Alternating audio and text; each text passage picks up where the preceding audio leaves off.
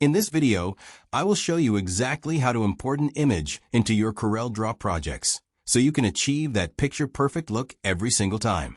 To get started, you first need to have your existing document open and ready to go within the software. Once your workspace is set up, there are actually 3 different ways to bring up the import window, and you can choose whichever method feels most comfortable for your specific workflow.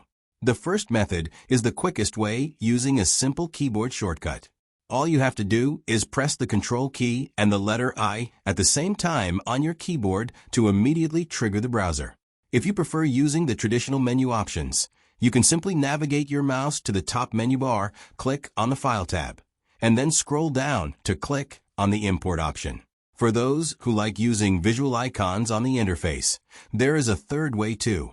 You can look at the standard toolbar located at the top of your screen and find the Import arrow icon. It looks like a small folder with a dark arrow pointing downward. Once you use any of these 3 methods, a file browser window will pop up on your screen. Use this window to navigate through your computer folders to locate and select the specific image file you want to bring into your design. After you have clicked on the image file, go ahead and press the Import button at the bottom of the window. You will notice that your mouse cursor has now transformed into a loaded placement icon that displays the file name along with an angle bracket.